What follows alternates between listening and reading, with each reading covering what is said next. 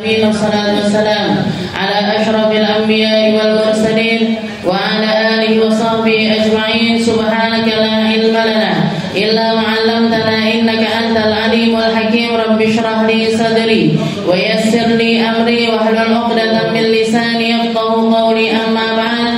Alhamdulillah ala ni'matil Islam, alhamdulillah ala ni'matil iman, wa kafa biha min ni'mah. Allahumma sallimna li Ramadan wa sallim Ramadan lana wa tasallamhu minna mutaqabbala. Allahumma sallimna li Ramadan wa sallim Ramadan lana wa tasallamhu minna mutaqabbala. Allahumma sallimna li Ramadan wa sallim Ramadan lana wa tasallamhu minna mutaqabbala. Alhamdulillah, segala puji bagi Allah Subhanahu wa taala. Hari ini, di pagi hari ini, kita dikasih sama Allah taala jatah-jatah nikmat rohaniyah, dikasih sama Allah taala jatah-jatah penguat hati, dikasih sama Allah taala jatah-jatah perkara-perkara yang menjadi sebab-sebab kita diselamatkan oleh Allah Subhanahu wa taala. Kita dikasih porsi dari membaca Al-Qur'an, dikasih porsi dari belajar Al-Qur'an, dikasih porsi untuk mentadaburi firman-firman Allah taala yang ada di dalam Al-Qur'an, di mana para sahabatnya Nabi mengatakan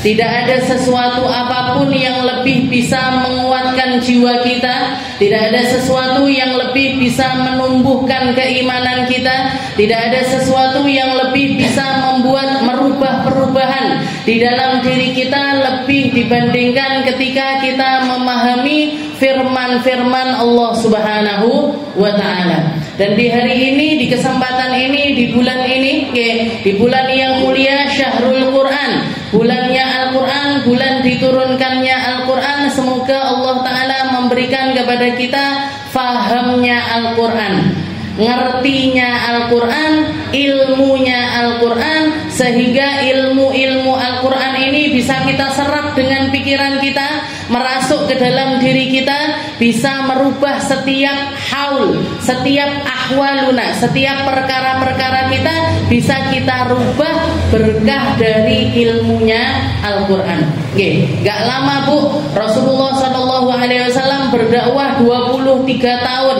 Yang digaungkan adalah Al-Quran, yang dipakai pedomannya adalah ilmunya Al-Quran, fahamnya Al-Quran, sehingga merubah keseluruhan jazirah Arab yang dulunya menjadi para penyembah berhala, semuanya menjadi penyembah Allah Subhanahu wa ta'ala. Yang dulu korbannya mereka untuk berhala-berhala berubah menjadi berkorban hanya untuk Allah Subhanahu wa ta'ala. Gak ada yang mustahil. Makanya pasang niat yang banyak, pasang keinginan yang banyak, pasang munajat yang banyak. Karena di bulan ini, di setiap waktunya, kalau di hari-hari yang lain dikatakan Allah Ta'ala selalu turun di sepertiga malam yang terakhir sambil mengatakan hal min taib, hal min mustaghfir, hal min talibi hajah. Apa ada yang minta sama aku? Apa ada yang lagi minta ampun kepadaku? Ada yang bertaubat kepadaku? Tak kabulkan semuanya. Tapi kalau masuk bulan Ramadan, Allah Ta'ala selalu berada di langit bumi, di langit yang paling dekat dengan bumi, dan menggaungkan itu di setiap waktunya. Makanya para ulama mengatakan, kalau masuk bulan Ramadan gak ada bedanya.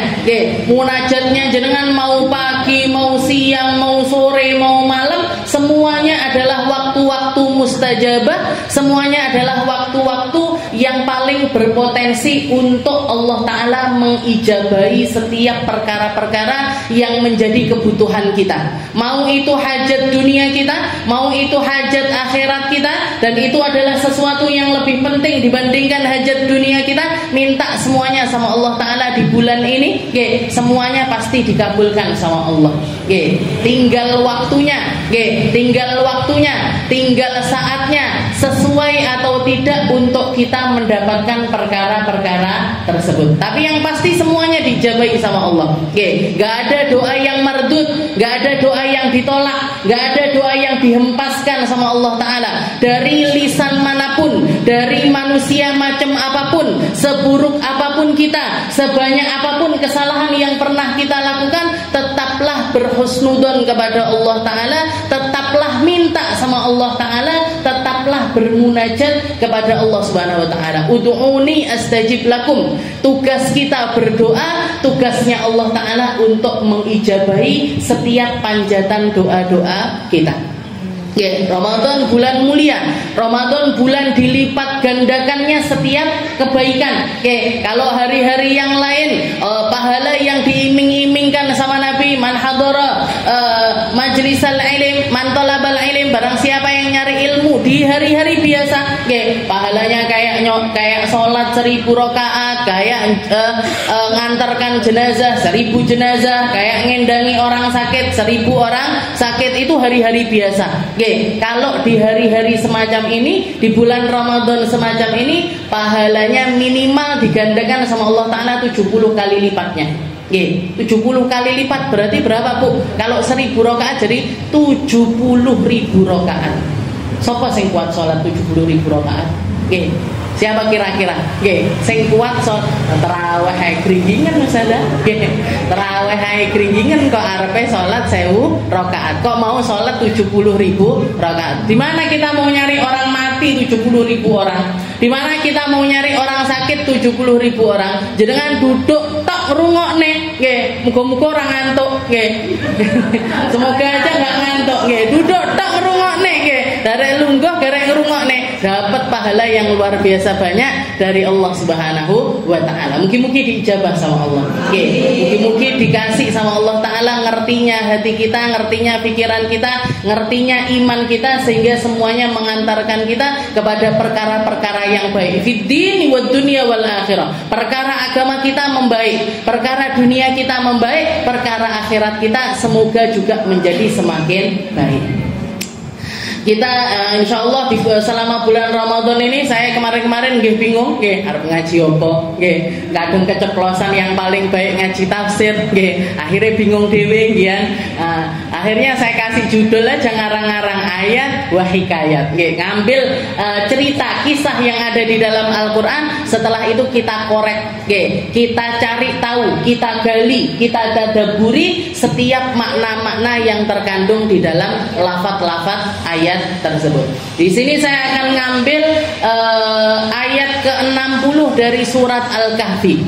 Kisah yang terkenal, kisah yang insya Allah jenengan semuanya pasti sudah tahu, gak asing. Tapi gak apa-apa kita ulang-ulang agar kita semakin mantep, semakin ngerti, semakin paham.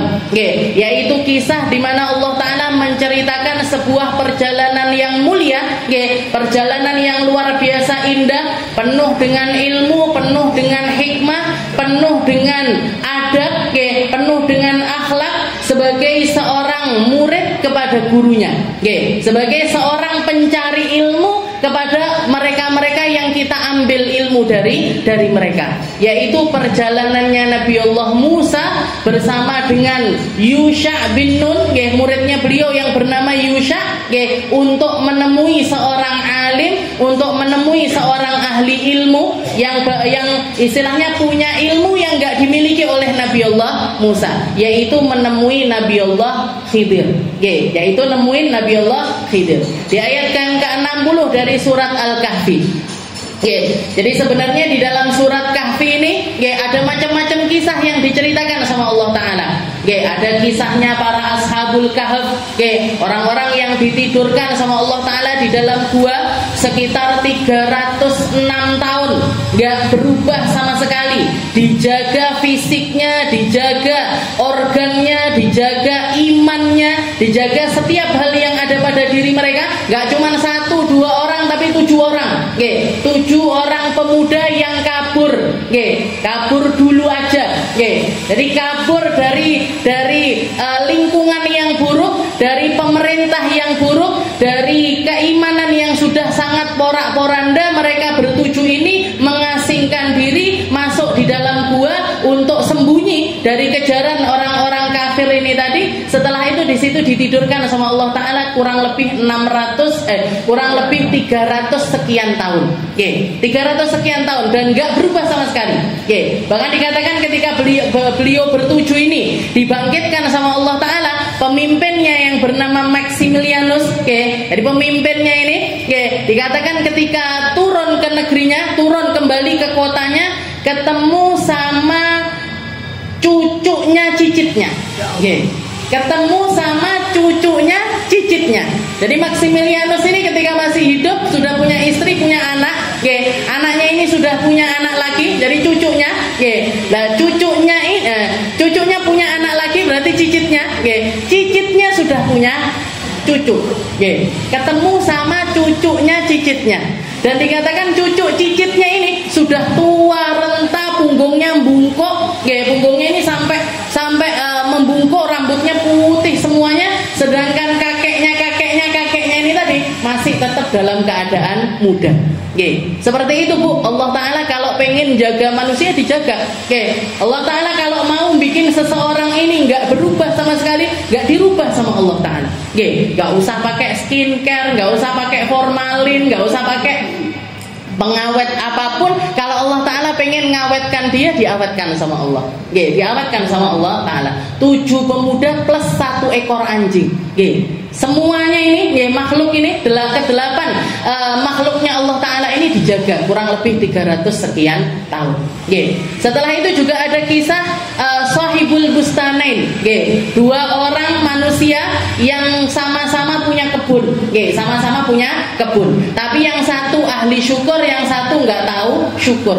Yang satu ngerti kalau ini dari Allah Ta'ala, paham nikmat ini dari Allah Ta'ala, dijaga dengan nama Allah Ta'ala, dia bersedekah dengan harta-harta tersebut, dijaga juga sama Allah Ta'ala. Sedangkan yang kufur ini dihabiskan dengan cara kebakaran, kena kebakaran yang yang menghanguskan kebunnya ini dalam sekejap. Jadi penuh dengan pembelajaran. Tapi yang akan kita bahas ini kisahnya Nabiullah Musa, beserta dengan muridnya yang bernama Yusha untuk menemui Nabiullah Khidir.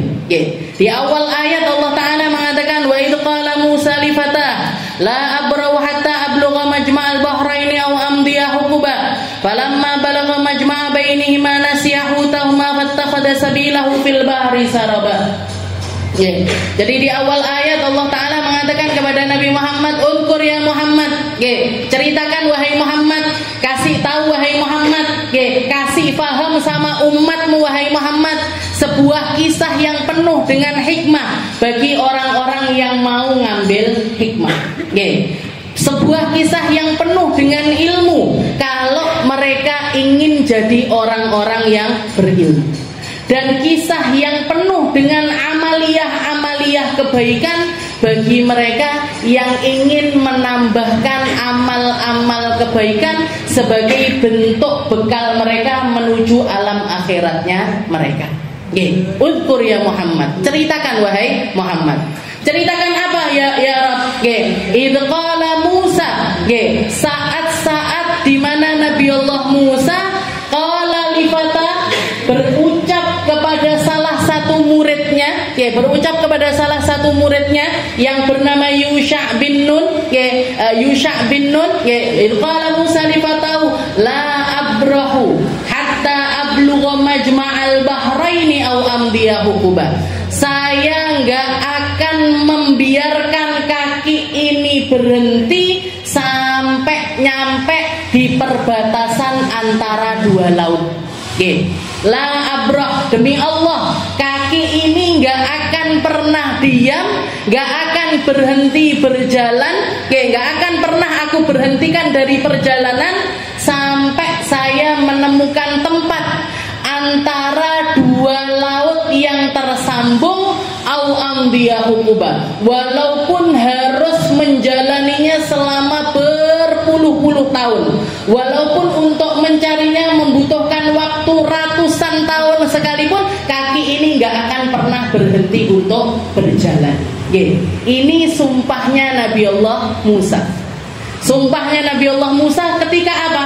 Ketika diceritakan di saat Nabiullah Musa ini berdakwah kepada umatnya, ngaji sama umatnya, khutbah sama umatnya, bi khutbatin, dengan khutbah yang tadma'u bihid dumu, yang bikin orang nangis, yang bikin orang ini terkesima dengan ilmunya Nabi Allah Musa, yang bikin hati mereka ini terguncang sampai mereka ini merasakan, oh begini Allah Ta'ala kalau mau ngasih tahu seseorang, begini Allah Ta'ala kalau pengen ngasih ilmu kepada orang, gini Allah Ta'ala kalau mau mengangkatnya dengan keilmuan setinggi-tingginya. Allah Ta'ala menampakkan di depan diri kami seseorang yang memiliki ilmu begitu luas. Ini caranya Allah Ta'ala di dalam memahamkan manusia. Allah Ta'ala kalau mau ngasih ilmu sama orang, dikasih sama Allah. Allah Ta'ala kalau mau ngasih kebermanfaatan kepada seseorang, dikasih manfaat sama Allah. Allah Ta'ala kalau pengen ngasih orang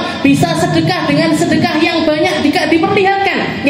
Bukankah kita sampai sekarang juga melihat orang-orang semacam itu? Ulama dengan ilmunya, ahli Quran dengan Qurannya, ahli fikih dengan fikihnya, ahli tasawuf dengan tasawufnya, ahli sedekah dengan sedekahnya, ahli salat dengan salatnya, ahli kebaikan ini sampai sekarang masih dinampakkan sama Allah Ta'ala. Dan itu Allah Ta'ala kalau pengen memperlihatkan manusia dengan kebaikan-kebaikan yang Allah Ta'ala mampu untuk kucurkan kepada seseorang, Allah Ta'ala perlihatkan kepada kita dan difahamkan untuk kita. Faham kalau itu sesuatu yang baik, terus punya keinginan untuk niru. Faham kalau itu adalah sesuatu yang baik dan dikasih gerakan hati, untuk nyari perkara-perkara baik tersebut. Maka dikatakan umatnya Nabi Allah Musa yang dengerin khutbahnya Nabi Musa, semuanya nangis, semuanya bergetar hatinya, bergetar jiwanya dengan khutbahnya Nabi Allah Musa.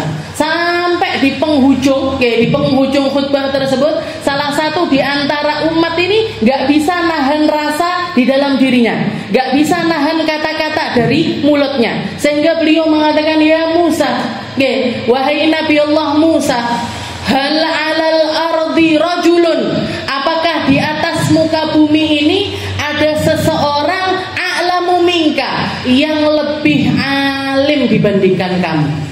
Apa ada di bumi ini orang selain dirimu yang lebih pintar daripada kamu, yang lebih ngerti ayat-ayatnya Allah, yang lebih ngerti gimana caranya nyampaikan firman-firman Allah, yang lebih ngerti gimana caranya mengamalkan dari firman-firmannya Allah Ta'ala tersebut? Apa ada di atas muka bumi ini orang yang lebih dibandingkan dirimu? Pada saat itu dikatakan Nabi Allah Musa pikirannya, saya satu-satunya nabi di sini, saya satu-satunya nabi di atas muka bumi ini. Dan firmannya Allah Ta'ala, syariatnya Allah Ta'ala diberikan kepadaku. Taurat beliau hafal, bukan cuma ngerti, bukan cuma bisa baca, hafal, ngerti, dan diturunkan lewat beliau. Maka secara spontan yang keluar dari lisannya Nabi Allah Musa, tidak ada manusia yang lebih ngerti dibandingkan saya. Gak ada orang yang lebih ngerti dibandingkan saya ini, gak ada. Dan di sini, Allah Ta'ala kalau sudah cinta sama seseorang, Allah Ta'ala kalau pengen bersihkan orang sebersih-bersihnya, Allah Ta'ala kalau pengen orang ini gak punya noda sama sekali, dijaga dari kesalahan sekecil apapun. Dijaga dari kesalahan sekecil apapun. Maka pada saat itu juga, gak sampai nanti, gak sampai besok, langsung ditegur sama Allah Ta'ala, ya Musa, bala, inna hunaka rajulun, wahai Musa, jangan salah, di sana ada orang a'lamu minka, yang lebih ngerti dibandingkan kamu, yang lebih alim dari kamu. Lahu ilmun laisa biilmi, dia punya ilmu yang kamu nggak punya ilmu tersebut. Hunaka rajulun, di sana ada orang yang lebih ngerti dibandingkan dirimu. Setelah itu Nabi Allah Musa juga spontan nanya sama Allah Ta'ala, aina alqahu ya Rabb, kalau memang ada ya Allah, di mana saya bisa ketemu sama orang tersebut? Di mana saya bisa ketemu sama orang tersebut? Maka Allah Ta'ala mengatakan, bainal bahrain, fi majma'il bahrain, dia tinggal di perbatasan yang nyambungkan antara dua laut. Perbatasan yang nyambungkan antara dua laut ini kan banyak, Laut Hindia sama laut apa? Saya nggak hafal laut. peta dunia wis ilang kabeh Bu, lulus SD wis ilang semuanya. Nggih. Jadi perbatasan antara dua laut ini kan banyak sekali. Nggih, perbatasan antara dua laut ini kan banyak sekali. Maka Nabi Allah Musa nambahi lagi pertanyaannya. Nggih, ya Allah, kaifa a'rifu? Kalau saya nanti nyampe di pertemuan antara dua laut tersebut, gimana cara saya mengenali laki-laki tersebut yang katanya jenengan lebih alim daripada saya? Oke. Maka Allah Ta'ala mengatakan, khud, wahai Musa, nanti kamu kalau mau melakukan perjalanan, ambil bawa bekal seekor ikan. Oke. Ambil bawa bekal seekor ikan. Nanti di mana tempat ikan itu aku hidupkan kembali, disitulah tempat di mana laki-laki yang punya ilmu yang lebih tinggi daripada kamu itu dia tinggal di tempat tersebut. Oke. Langsung Bu, nggak pakai besok, nggak pakai nanti, nggak pakai noto seminggu ka, seporong minggu ka, sepotelung minggu ka, langsung beliau mengatakan la abrau hatta ablugha majma'al bahraini aw amdiyahu huwa. Demi Allah sekarang juga saya akan berangkat. Ya kata, wahai anak muda, beliau nunjuk salah satu muridnya beliau dari sekian banyak muridnya beliau, yang ditunjuk adalah muridnya beliau yang bernama Yusha bin Nun. Yusha bin Nun ini yang dikatakan la idqala Musa lifata. Idqala Musa lifata. Ketika Musa berbicara kepada pemudanya, lifata, pemuda miliknya Nabi Allah Musa. Jadi dinisbatkan kepada Nabi Allah Musa, disandarkan kepada Nabi Allah Musa. Dan ini perkara semacam ini gak akan bisa kita temukan kecuali hubungan antara seorang guru sama murid. Guru sama murid itu punya hubungan yang bahkan bisa dikatakan lebih tinggi dibandingkan hubungan seorang orang tua sama anaknya. Orang tua sama anaknya. Karena kalau orang tua yang dididik sama orang tua, yang dirawat sama orang tua, jasmanianina, jisimnya kita, badannya kita, yang nampak dari kita. Kita sakit gigi didokternya sama orang tua kita. Kita sakit kaki didokterkan sama orang tua kita. Yang dijaga ini fisiknya kita, lapar dikasih makan kita, haus dikasih minum kita. Tapi hubungan murid sama guru, ini yang dijaga adalah rauhaniyah, ruhnya yang nyambung, ruhnya yang tersambung. Makanya pangkatnya lebih tinggi bahkan dibandingkan orang tua. Pangkatnya lebih tinggi, istilahnya bisa mencapai satu derajat yang nggak bisa dicapai antara orang tua dengan anak. Tapi hubungan antara guru sama murid bisa mencapai sesuatu yang lebih daripada itu. Kenapa? Karena yang dicapai ini bukan lagi tentang perkara duniawi, tapi yang dicapai ini adalah perkara ukhrawi. Makanya bisa guru-guru saya mengatakan murid itu sudah sepantasnya hormat sama gurunya. Murid itu sudah sepantasnya memuliakan gurunya. Murid sudah sepantasnya untuk silaturahmi ke gurunya. Murid sudah sepantasnya untuk marani gurunya. Itu sesuatu yang pantas. Kalau mau punya derajat yang lebih daripada itu, untuk nyambung antara murid sama gurunya, ke tingkat guru yang memperhatikan murid tersebut, guru yang naruh murid tersebut di dalam hatinya, yang sampai bikin guru itu nggak sungkan lagi untuk ngajak pergi, nggak sungkan lagi untuk minjem uang, nggak sungkan lagi untuk melakukan perkara-perkara yang manusiawi, seperti halnya manusia dengan kita, dengan teman-teman kita. Itu kalau guru kita bisa seperti itu dengan kita, itu sesuatu yang luar biasa. Makanya dikatakan di sini Nabi Allah Musa min afdoliyati, dari kemuliaannya Yusha bin Nun ini, sampai beliau ini berarti seorang murid yang ada di dalam hati gurunya, yang sampai bikin gurunya ini nggak sungkan. Ya, idqala Musa li fatahu la abra, wahai Yusha, ayo budal karo aku. Ayo berangkat sama aku. Ayo ikut bersamaku. Ayo ikut bersamaku. Kemana? Ke tempat seseorang yang dikatakan sama Allah Ta'ala punya ilmu lebih daripada diriku. diajak untuk khidmah, untuk bantuin beliau, untuk bersama-sama membawa di dalam perjalanan ini, biar perjalanannya itu enggak sendirian. Bukankah Nabi Muhammad juga ketika perjalanan hijrah dikasih teman sama Allah Ta'ala? Nabi Muhammad dikasih teman sama Allah Ta'ala. Yang dipilih sama Nabi Muhammad untuk menjadi rafiquhu, untuk menjadi teman perjalanannya adalah Sayyidina Abu Bakar. Dan kedudukan Sayyidina Abu Bakar ini enggak terkalahkan oleh siapapun. Enggak terkalahkan oleh siapapun. Makanya dikatakan, kalau kita bandingkan antara Yusha bin Nun dengan Sayyidina Abu Bakar, mana yang lebih afdol? Sayyidina Abu Bakar.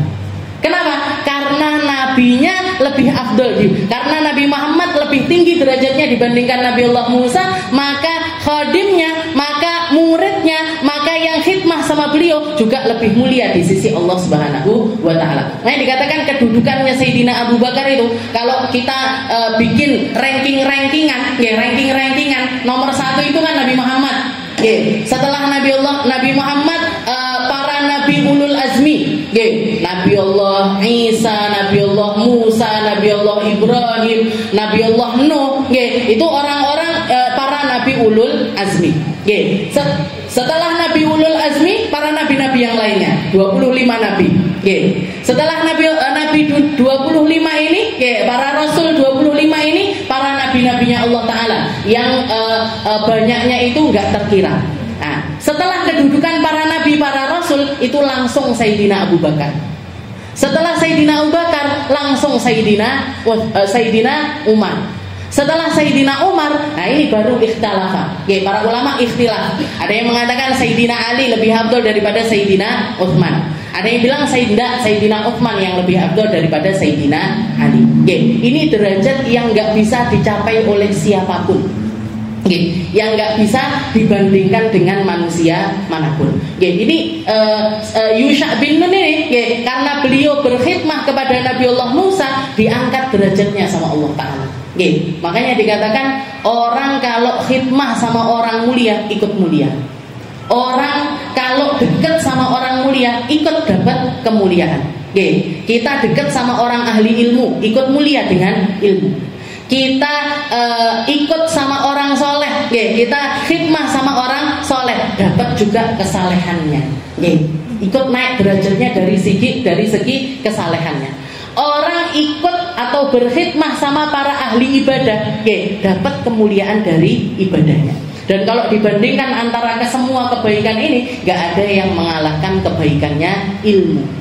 Makanya dikatakan Yusha bin Nun ini sebenarnya anak cucunya Nabiullah Yusuf. Jadi Nabi Yusuf punya anak cucu.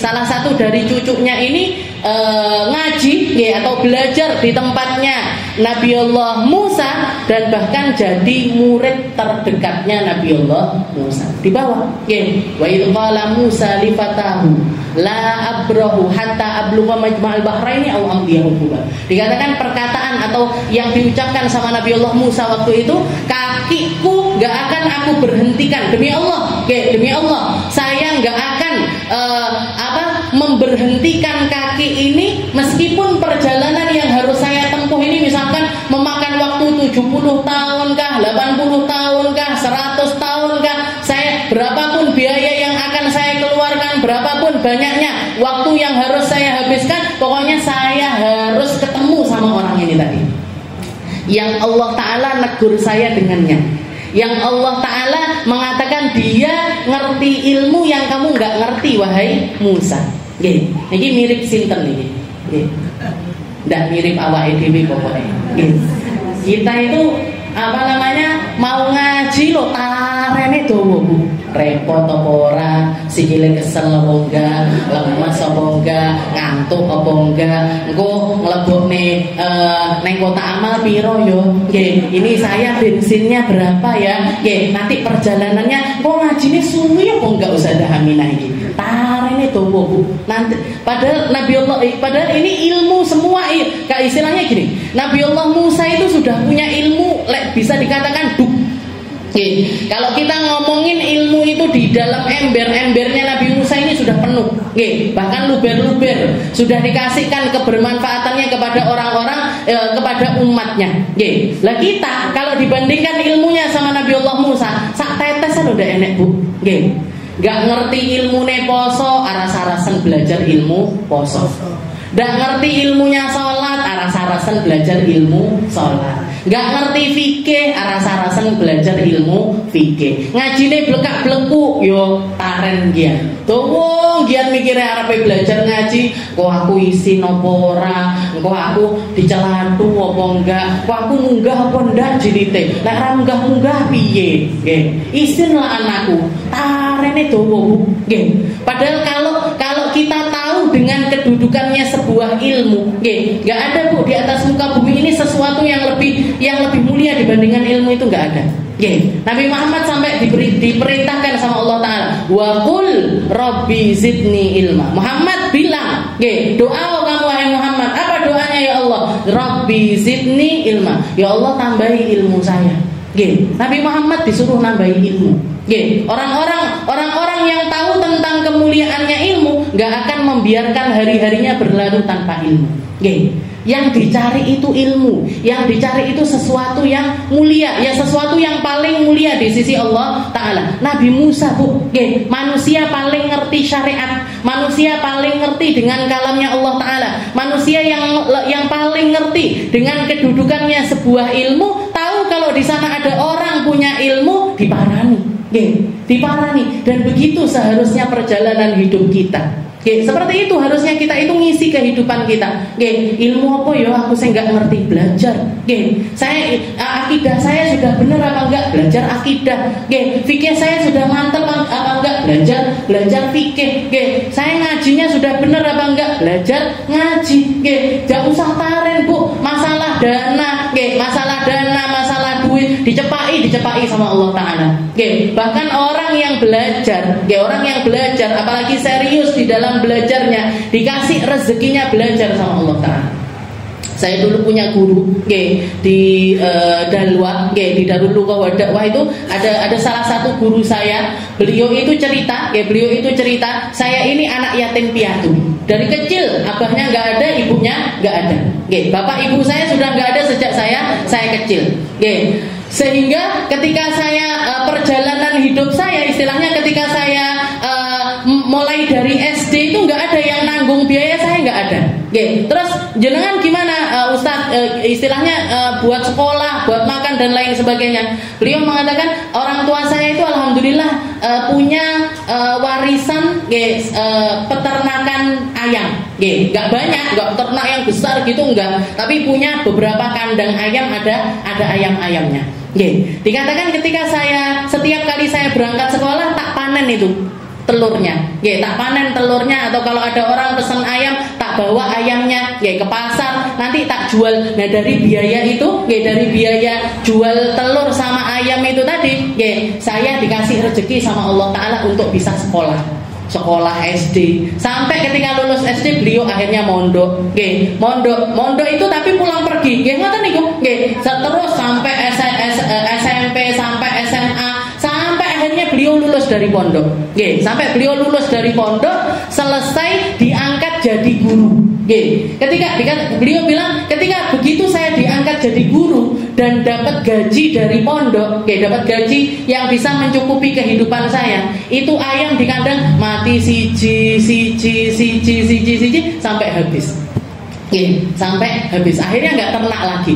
Akhirnya nggak ternak lagi karena ayamnya habis. Tapi diganti sama Allah Ta'ala dengan rezeki lain, yaitu dapat gaji dari pondok. Yang cukup untuk memenuhi kebutuhan harian beliau. Dan memang rezeki seseorang itu ditakar, Bu, sama Allah Ta'ala. Ditakar. Semua orang punya takarannya. Semua orang punya takarannya. Butuhnya buat sekolah, dikasih sama Allah Ta'ala rezekinya sekolah. Butuhnya buat ngaji, dikasih rezekinya sama Allah Ta'ala untuk ngaji. Semakin jenengan punya tujuan-tujuan baik yang lebih tinggi, tambah tinggi, lebih tinggi dan lebih tinggi lagi, dikasih juga sama Allah Ta'ala porsi-porsi untuk memenuhi setiap kebutuhan tersebut. Itu caranya Allah Ta'ala di dalam memberikan rezeki kepada seseorang. Jadi jangan khawatir. Masalah rezeki ini Nabiullah Musa ini nekat, Bu. Ditinggalkan muridnya, ditinggalkan semuanya. Dakwahnya ditinggalkan semuanya. Rumahnya Semuanya ditinggal semuanya. Pokoknya budal dia ngaji. Pokoknya budal ketemu sama orang mulia. Budal nyari sambungan sama manusia mulia karena dia disebutkan sama Allah Ta'ala sebagai seorang ahli ilmu yang saya nggak punya ilmu tersebut. Orang yang ngerti kadarnya ilmu, paham berpotensi pahala yang dihasilkan ketika kita ketemu sama orang ahli ilmu. Orang yang ngerti kedudukan ilmu, dikasih paham sama Allah Ta'ala tentang kedudukan sebuah ilmu, dihilangkan kekhawatiran dari dirinya dan dikasih tekad untuk ketemu sama orang mulia tersebut. Dan nyambung sama orang mulia itu mulia. Nyambung sama orang mulia itu mulia. Ashabul Kahfi, anjingnya loh disebutkan sama Allah Ta'ala di dalam Al-Quran. Anjingnya, jadi ketika kita anjing itu bahasa Arabnya kalb, kalbun, 3 huruf. Ketika kita menyebutnya di surat Al-Kahfi ini, dapat pahala di setiap huruf-hurufnya. Padahal yang disebutkan apa? Anjing. Anjing ini kalau kita ngomong di luaran dianggapnya omongan jelek, dianggapnya omongan wong Jawa ngomongnya misuh, merendahkan orang dan lain sebagainya. Tapi itu termaktub di dalam Al-Quran, ditulis sama Allah Ta'ala di dalam Al-Quran. Dan siapa yang baca kalimat tersebut dari Al-Quran dikasih pahala sama Allah Ta'ala. Berkahnya apa ini? Berkahnya nyambung sama orang-orang mulia. Berkahnya punya hubungan sama orang-orang yang punya hubungan baik sama Allah Subhanahu wa Ta'ala. Makanya Nabi Muhammad mengatakan almar'u ma'aman ahad. Orang nanti di hari kiamat itu dikumpulkan sama mereka-mereka yang dia cintai. Siapa di mana hatinya dia berada, di mana kumpulan mana hatinya ini dia nyaman, disitulah Allah Ta'ala akan mengumpulkan orang tersebut. Orang yang cinta sama Nabi Muhammad jadi dikumpulkan sama Nabi Muhammad. Orang cintanya sama orang-orang sekitarnya Nabi Muhammad dikumpulkan sama mereka. Orang-orang yang senengnya sama para ahli kebaikan dikumpulkan sama para ahli kebaikan. Begitu juga sebaliknya. Lek atine senengane ning gone dangdutan yo kok kumpulane karo tukang dangdut iki gimana? Sukanya kumpul-kumpul sama orang ahli maksiat ya sudah. Walaupun misalkan dia nggak mengamalkan seperti amaliyahnya mereka. Tapi kalau dia senang sama orang-orang semacam itu, aku aslinya senang dangdutan. Tapi apa kata orang, apa kata tetangga, apa kata keluarga, apa kata, tapi hatinya senengane, cintanya itu sama para ahli dangdut. Yang dikumpulkannya nanti di akhirat sama mereka. Na'udzubillahi min dzalik. Almar'u ma'aman ahad. Orang nanti dikumpulkan bersama dengan mereka-mereka yang dia cintai. Makanya Sayyidina Umar bin Khattab, Sayyidina Umar bin Khattab ini di akhir usianya beliau, istilahnya di usianya yang sudah tua sekali, di usianya yang sudah sepuh sekali, beliau itu mendatangi Sayyidina Ali bin Abi Thalib, menantunya Nabi, mendatangi Sayyidina Ali, mukhatiban li ibnati, ngelamar anaknya Sayyidina Ali. Jadi Sayyidina Umar sudah sepuh ini. Sayyidina Umar ini sama Rasulullah beda umurnya sekitar 10 tahun sampai 15 tahunan. Di bawahnya Nabi. Jadi misalkan Rasulullah meninggal usia 60 tahun, berarti waktu itu Sayyidina Umar ini sekitar umur 45-an tahun. Jadi umurnya sekitar 10 sampai 15 tahunan di bawahnya Nabi Muhammad SAW. Tapi begitu beliau menjabat jadi khalifah dan ketika usianya sudah mungkin 60 tahun lebih, umur 60 tahun lebih, beliau datengin Sayyidina Ali. Sayyidina Ali ini mantunya Nabi, ngelamar anaknya Sayyidina Ali. Ngelamar anaknya Sayyidina Ali. Ketika mendatangi Sayyidina Ali, ya Ali, jituka mukhatiban li ibnatik. Wahai Imam Ali, saya datang untuk melamar putrimu. Saya datang untuk melamar putrimu. Putriku yang mana wahai Umar? Sembarang. Katanya Sayyidina Umar sembarang, gak milih saya. Pokoknya anakmu yang perempuan yang manapun. Yang manapun. Loh kenapa kok kamu mau punya istri salah satu dari putri saya? Li'anni sami'tu Rasulullah sallallahu alaihi wasallam yaqul. Karena saya dengar Nabi Muhammad pernah mengatakan kullu nasabin wa sababin wa sihrin munqati'un yaumal qiyamah. Semua sebab, semua nasab, semua pernikahan, semua hubungan pernikahan nanti di akhirat terputus, Bu. Orang tua banyak yang nggak ngakoni anaknya. Anak banyak yang nggak ngakoni orang tuanya. Teman banyak yang nggak ngaku sebagai temannya.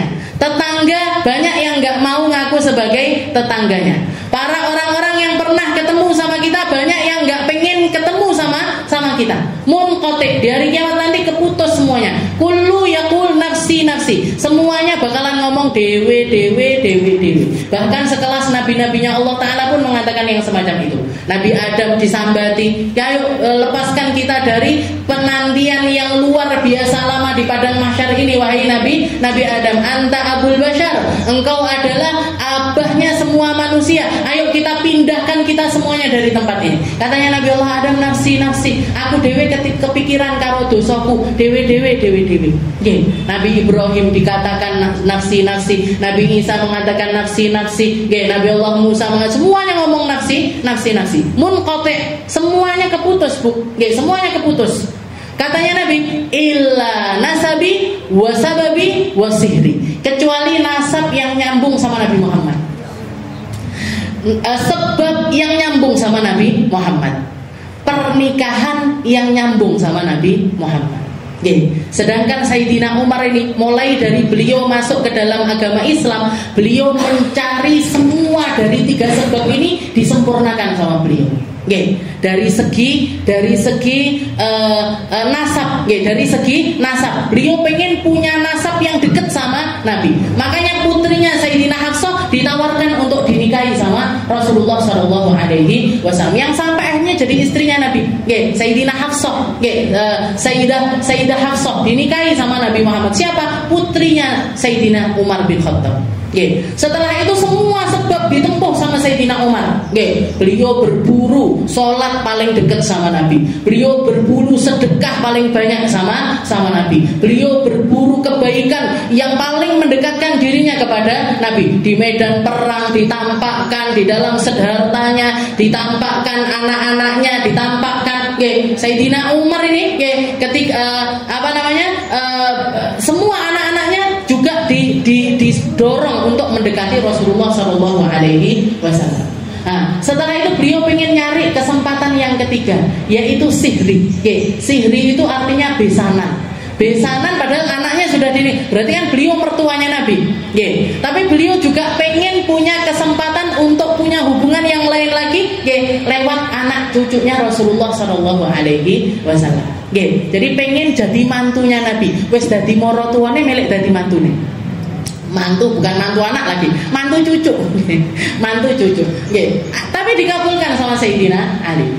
Yang ditawarkan sama Sayyidina Ali adalah salah satu putrinya yang bernama Ummu Kulthum. Yang bernama Ummu Kulthum dinikahi sama Sayyidina Umar. Kalau jenengan pernah dengar ceritanya Sayyidina Umar belusuan malam-malam nyari tahu tentang ahwal umatnya, rakyatnya ini dicari tahu satu persatu pintu, dari satu pintu ke pintu yang lainnya, dan yang paling banyak diajak sharing ini Sayyidah Ummu Kulthum ini. Pernah Sayyidina Umar itu dengarkan keluhannya seorang perempuan yang suaminya itu berangkat perang. Suaminya itu tugas perang, belum selesai perang ini sudah nunggu tugas perang di sini, tentara lah istilahnya. Akhirnya ketika dengar keluhannya perempuan ini, biasa perempuan kan ngotot, wis suwi ndak ketemu karo bojo, ranjang ini rasanya sudah hampa dan lain sebagainya. Keluhannya ini didengar sama Sayyidina Umar, langsung beliau bikin kebijakan maksimal tentara pergi tugas 3 bulan, kudu mulai. Kalau mau tugas lagi nanti berapa minggu berangkat lagi, tapi harus ada pulangnya. Itu kebijakan setelah beliau dengarkan keluh kesahnya perempuan-perempuan yang suaminya itu berangkat tugas. Setelah itu juga pernah beliau nemukan ada orang, ada perempuan yang hamil besar, sudah mau melahirkan, gak ketemu bidan, sing bidani Sayyidah Ummu Kulthum.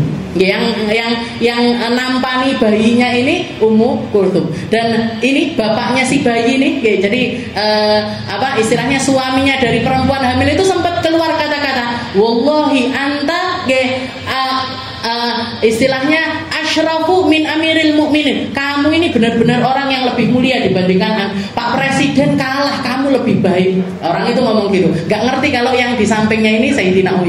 Yo Pak Presiden ini saya ngunggoni DE lahiran. Nggih. Baru tahu ketika Sayyidina Ummu Kulthum bawa bayinya sambil mengatakan bayinya sehat wahai Amirul Mukminin. Nggih, baru tahu. Itu kisah itu adalah perempuan itu Sayyidah Ummu Kulthum, putrinya Sayyidina Ali bin Abi Thalib yang dinikahi sama Sayyidina Umar. Dan dikatakan ketika beliau menikah, begitu menikah, Sayyidina Umar ini kalau manggil Sayyidah Ummu Kulthum itu bukan istriku atau sayangku atau darlingku atau bebekku, orang sekarang manggilnya nggak kayak gitu, nggak dipanggil sayang, umi apa, nggak. Beliau manggilnya ya ibnatal akramin, ya ibnatal akramin, wahai putrinya orang yang nasabnya semuanya orang mulia. Yang sekitarannya semuanya orang mulia, yang didikannya penuh dengan kemuliaan. Dipanggilnya ya ibnatal akramin, ya ibnatal akramin. Itu Sayyidina Umar. Jadi nyari sambungan, Bu. Makanya kita itu perlu, jangan nyari sambungan sama orang-orang mulia itu perlu. Nyari sambungan sama para ahli ilmu itu akan membuat kita naik derajatnya di sisi Allah Subhanahu wa taala. Qala Musa li fatahu la abru hatta ablugha majma'al bahraini aw amdiya hukuba. Katanya beliau, ya Allah, ketika beliau mendengar perkataannya Allah taala, di sana ada ahli ilmu yang kamu enggak punya ilmu semacam dia. Demi Allah, kaki ini gak akan berhenti berjalan sampai saya ketemu sama orang tersebut. Yang dicari apa sama Sayyidina Musa? Yang dicari apa sama Nabi Musa? Sambungan sama orang baik, sambungan sama orang mulia, sambungan kepada para ahli ilmu, sambungan sama mereka-mereka yang dimuliakan sama Allah Subhanahu wa ta'ala. Dan beliau rela menghabiskan waktunya, umurnya, semuanya dipakai untuk nyari laki-laki tersebut. Setelah itu dikatakan falamma balagha. Begitu mereka berdua ini nyampe, berdua ini siapa? Nabi Musa sama Yusha. Falamma balagha majma'a bainihima nasiyahutahuma fattakhadha sabilahu fil bahri saraba. Jadi dikatakan Nabi Musa sama Yusha ini kan bawa bekal. Bawa bekal. Bekalnya itu ikan itu tadi, karena sama Allah Ta'ala disuruh bawa ikan. Di tengah perjalanan capek dimakan ikannya. Tapi ikan itu kan ngeten, ada dagingnya yang sebelah sini, ada dagingnya yang sebelah sini. Dimakan berdua ini habis separuh. Jadi habisnya itu separuh. Separuh lagi disimpan, separuh lagi disimpan, jalan lagi, disimpan, jalan lagi. Nah, pas ketika jalan lagi datang malam, akhirnya geletak, istirahat. Ketika istirahat, Nabi Musa ini istirahat. Yusha bin Nun ini juga mau istirahat. Tapi sebelum istirahat, beliau itu sempat wudu. Jadi di tepi laut itu wudu, ngambil air wudu. Air wudunya Yusha ini tadi nyiprat ke si ikan itu tadi. Ketika nyiprat ke ikan itu tadi, ikannya langsung gelepar, hidup lagi, padahal garek separuh. Gelepar lagi, dihidupkan lagi sama Allah Ta'ala. Setelah itu Yusha itu mengatakan di dalam laut itu keluar satu lubang. Jadi laut kan air. Nah ini tahu-tahu ada lubang udara di mana ikan ini langsung nyemplung ke dalam lubang tersebut. Setelah itu dia renang, lari ke masuk ke dalam lautan. Tapi ini kan yang dicari sama Nabi Musa kan ini. Momen ini kan yang dicari. Di saat ikan ini tadi dihidupkan lagi sama Allah Ta'ala. Tapi dikatakan falamma balagha majma'a bainihima nasiyahutahuma fattakhadha sabilahu fil bahri saraba. Maka sama Allah Ta'ala Yusha ini mau laporan sama Nabi Musa, dilupakan sama Allah Ta'ala. Lali saplengan, geletak di sebelahnya Nabi Musa. Pagi hari berangkat lagi budal melaku. Sampai perjalanan tengah hari. Ketika sampai tengah hari kerucuk-kerucuk wetenge. Ayo wahai Yusha, buka bekalnya. Kemarin kan kita habiskan setengah. Sekarang kita makan yang setengahnya lagi. Pada saat itulah Yusha bin Nun ini baru ingat, loh, tadi malam itu ada kejadian gini wahai Nabi Musa.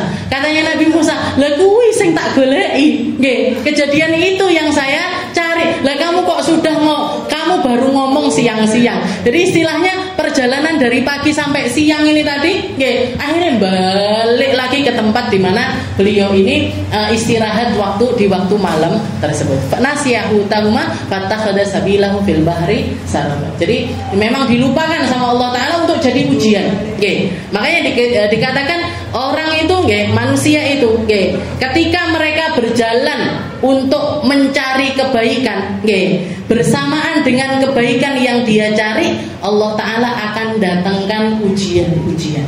Nggih. Gak ada satupun dari kita kecuali diuji sama Allah Taala. Nggih. Gak ada satupun dari kita kecuali semakin kita mendekat kepada Allah Ta'ala, semakin banyak ujian yang akan Allah Ta'ala hadirkan untuk kita. Kenapa? Allah Ta'ala pengen tahu, ayyukum ahsanu amal. Siapa di antara kita yang paling baik di dalam merespon setiap ujian tersebut. Banyak orang ketika mau jadi orang baik, ujian ekonomi datang. Piye responnya dia? Tetap istiqomah apa enggak? Dijajal sama Allah Ta'ala, Bu. Orang mau jadi ahli sedekah, datang ujian-ujian. Datang ujian-ujian. Mungkin anaknya sakit, mungkin dianya sakit, mungkin makanya orang mau sedekahi, setannya dikatakan 70 setan yang harus dilewati, 70 ujian yang harus dia lewati. Kenapa? Karena saking besarnya pahala sedekah, maka ujian-ujian untuk mencapai sedekah itu juga banyak sekali. Makanya wong biasanya sedekah mesti mikirnya dowo. Mikirnya dowo banget, arep ngetone 10.000 lho. Dowo banget. Ki engko dingge mangan awan lumayan iki. Ki dingge tuku takjil lumayan iki. Dingge tuku kolak lumayan iki. Padahal cuma 10.000. Yang istilahnya kalau kita keluarkan ke orang, insya Allah nggak bakalan bikin kita bangkrut. Nggak bakalan bikin kita itu hartanya habis. Tapi mikirnya mesti panjang. Nah seperti itu. Jadi orang baik, ini Nabi Allah Musa juga gitu. Nabi Musa ini kan beliau ditegur sama Allah Ta'ala dengan dosa yang mungkin lebih ringan daripada satu helai rambut. Jadi tapi begitu caranya Allah Ta'ala. Allah Ta'ala kalau pengen bersihkan seseorang, gak dikasih kesempatan keburukan untuk masuk ke dalam diri orang tersebut. Manusia juga gitu. Di setiap perjalanan kebaikan kita, di situ juga ada ujian. Tinggal gimana cara kita merespon setiap ujian tersebut. Iso sabar apa ndak, dikasih musibah tentang yang dulunya ada jadi nggak ada, ujian kehilangan orang tercinta kita, ujian kehilangan harta, ujian dikasih sama Allah Ta'ala rasa sakit dan lain sebagainya, itu ujian yang sifatnya diambil. Maka yang berperan di situ harusnya responnya apa? Responnya adalah sabar. Responnya adalah sabar. Dan sabar ini indah sodmatil ula, pas beres pertama kali kena itu tadi kudu sabar. Pertama kena sakit di saat itu sabar apa enggak? Kalau enggak sabar saat itu, ke belakang istilahnya bakalan lebih enggak sabar. Orang ketika diambil orang tercintanya, orang tuanya diambil, anaknya diambil, suaminya diambil, piye responnya piye? Ketika itu, banyak orang ketika suaminya meninggal atau anaknya meninggal, orang tuanya meninggal, respon yang keluar dari lisannya pertama, ya Allah Gusti, piye caraku melanjutkan hidup ini gimana? Tumpuanku siapa? Yang bakalan nafkahin aku siapa? Nanti aku gimana? Urip ndak duwe bojo piye? Padahal sebelum dia punya suami biyen yo ndak duwe bojo lho dia. Kok bingung? Sebelum dia punya anak dulu juga enggak punya anak. Dulu juga enggak punya anak. Kalau orang tua lain, kita hidup sudah pasti punya orang tua. Tapi orang-orang yang baru hadir di sekitaran kita, anak kita, suami kita, dulu kita enggak punya mereka enggak apa-apa. Kenapa ketika mereka diambil sama Allah Ta'ala kita merasa berat? Mereka punyanya Allah, inna lillah wa inna ilaihi raji'un. Kita semuanya punya Allah dan kita semuanya bakalan kembali kepada Allah. Makanya di situ yang dituntut sama Allah Ta'ala sabar. Setelah sabar apa? Setelah sabar iman. Setelah sabar iman, Bu. Orang tua kita meninggalkan kita bukan untuk selama-lamanya. Nanti bakalan ada pertemuan kedua di alam keabadian. Kalau kita ngikuti jejak kebaikannya mereka, kita akan dikumpulkan di tempat yang baik. Kalau kita ngikuti jejak amaliyah indahnya mereka, kita akan berada di tempat yang bakalan ketemu lagi di tempat yang lebih indah. Makanya para ulama mengatakan yang namanya firaq, yang namanya perpisahan itu bukan perpisahan antara orang hidup dengan orang mati, itu bukan perpisahan. Tapi yang namanya perpisahan adalah ketika salah satu dari dua orang yang saling mencintai ini, yang satu di surga, yang satu di neraka. Yang satu di surga, yang satu di neraka. Itu yang namanya perpisahan selama-lamanya. Tapi kalau cuman pisah hidup, mereka meninggal, kita masih hidup, ini sebenarnya nggak berpisah. Bahkan mereka ini sebenarnya masih bisa melihat kita, bisa dengarkan kita, bisa menerima setiap hadiah-hadiah yang kita kirimkan untuk mereka. Jenengan ngaji yang paling senang keluarga kita yang sudah meninggal, Bu. Jenengan belajar talabul ilm yang paling senang siapa? Orang tua-tua kita yang sudah meninggal dunia. Mereka bahkan lebih gembira dibandingkan orang yang masih hidup. Kenapa? Yang dirasakan itu kenikmatan secara langsung. Pahalanya dikirimkan sama Allah Ta'ala untuk dinikmati di dalam kubur-kubur mereka secara langsung. Ketika ada salah satu orang, jangan mau percaya nggak percaya terserah. Jadi ada satu orang ketika berziarah di kuburan, ketika berziarah di satu kuburan, setelah itu sempat baca Fatihah, baca Al-Ikhlas, ini itu dan lain sebagainya. Setelah itu pulang. Dikatakan salah satu anak dari yang bapaknya dikubur di kuburan tersebut datangin anaknya. Ngelihat bapaknya ini ada di dalam kenikmatan. Dapat makanan, kuburnya diterangkan sama Allah Ta'ala, kuburnya diluaskan sama Allah Ta'ala. Anaknya nanya, ya, dari mana engkau mendapatkan semua kenikmatan ini? Engkau dari mana? Dapat dari mana ini semuanya, wahai ayahku? Kata ayahnya, kemarin datang satu orang laki-laki, ziarah di tempat ini. Doakan ke semua ahli kubur yang ada di tempat ini. Doakan ke semua ahli kubur, baca Fatihah, baca kulhum, baca ini dan lain sebagainya. Saya dikasih jatah sama Allah Ta'ala, pahalanya huruf waw. Qul huwa, wawunya qul huwa.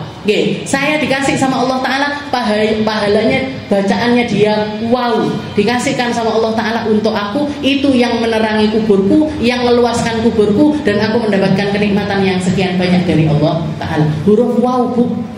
Bayangkan kalau jenengan ngirimkan surat Yasin sama orang tuanya jenengan. Bayangkan kalau jenengan ngirimkan tahlil untuk orang tuanya jenengan. Bayangkan kalau jenengan ngirimkan perkara-perkara yang baik, sedekah, senyuman yang indah, ngaji, taklim dan lain sebagainya, berapa banyak yang mereka dapatkan dari Allah Subhanahu wa Ta'ala. Jadi bukan perpisahan. Kalau antara orang hidup sama orang mati ini enggak perpisahan. Yang perpisahan sebenarnya ketika salah satu di antara dua orang ini, satunya di surga, satunya di neraka. Na'udzubillahi min dzalik. Jadi seperti itu. Jadi kalau misalkan yang hadir ini ujian yang diambil sama Allah Ta'ala, responnya harusnya adalah sabar. Setelah sabar apa? Iman. Sabar, iman. Makanya kalau jenengan lagi dapat ujian semacam itu, kalau misalkan nggak bisa ngomong yang baik, diem. Kalau nggak bisa ngomong yang baik, diem. Jangan sampai keluar kata-kata yang kita ini menganggap Allah Ta'ala ini nggak adil sama kita. Allah Ta'ala ini nggak memberikan kita sesuatu yang baik. Ada pahala besar yang ingin Allah Ta'ala berikan kepada kita. Tinggal kita mau atau enggak. Nah, yang kedua, kalau kita dikasih ujiannya ini dengan ujian yang diberikan sama Allah Ta'ala, ujian yang diberikan ini macam-macam, nggak uang jomblo dapat jodohnya, itu ujian datang. Makanya orang biasanya bikin pesta, bikin syukuran, pernikahan. Responnya apa berarti? Syukur. Responnya harusnya bersyukur. Syukur ini nanti kaitannya dengan apa? Sama juga dengan keimanan. Makanya banyak orang ketika dapat respon dan ketika dapat ujian sesuatu yang datang ini nggak bisa merespon dengan benar. Syukuran tapi no caranya nggak benar. Syukuran tapi tujuannya nggak benar. Syukuran tapi tata caranya ini banyak melanggar syariatnya Allah Subhanahu wa ta'ala. Bikin gawe manten sampai ndak sholat, bikin gawe manten sampai lupa dikirnya lupa, ngajine lali kabeh wis. Prai aku arepe mantu, kapan mantune setahun kas. Setahun lagi itu loh repotnya sudah dari sekarang. So, ini waktunya nyewa gedung wayahe, DP konsumsi, cateringnya apa, bajunya apa, MUA-nya apa, MUA-ne bapake sapa, ibuke wabeh dhewe-dhewe. Saya sampai gede-gede. Ini MUA jejer 6. Ini MUA-nya apa ae? Ini adiknya manten. Ini besan ini. La haula wala quwata illa billah. Kabeh ndak salat kabeh, semuanya, maghrib ditabrak, isya ditabrak, zuhur asar ditabrak. La haula wala quwata illa billah. Padahal respon yang harusnya diminta sama Allah Taala itu syukur. Syukur yang erat dengan syukur kepada Allah Subhanahu wa ta'ala. Bahkan yang lebih parah lagi, yang harusnya berpotensi dan jadi pahala di dalam walimah itu diabaikan, Bu.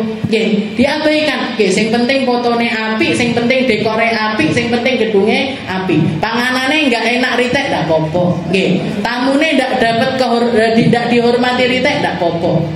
Abah saya itu saya ingat sekali, sepanjang hidupnya begitu ada setelah ada kebiasaan standing party niku, kalau walimah itu dengan makan berdiri seperti itu, beliau nggak pernah mau datang. Kecuali kalau yang manten ini keluarga terdekat. Itu pun masuk salaman ambek mantennya metu. Gak mau nyentuh makanan di tempat tersebut. Kata abah saya, ki opo-opoan. Ini apa-apaan orang bikin ke manten kayak gini. Ini kalau bahasa, kalau ada tulisannya, walimah semacam ini kalau ada tulisannya, itu seakan-akan tamu yang diundang orang datang itu karena kita undang. Gitu. Jangan mantenan kan ngundang orang. Pada kita ketika ngundang orang harusnya kita juga harus mempersiapkan hormatnya kepada mereka. Istilahnya ini kan nggak ada. Jadi seakan-akan kalimat yang dikeluarkan itu kowe ndang teko terus mangan ndang beliau. Lalu makan nggak disiapi kursi, Bu. Makan nggak disiapi kursi. Makanannya rasanya nggak karuan. Padahal di situ yang potensi dapat pahala dari Allah Taala itu di situ.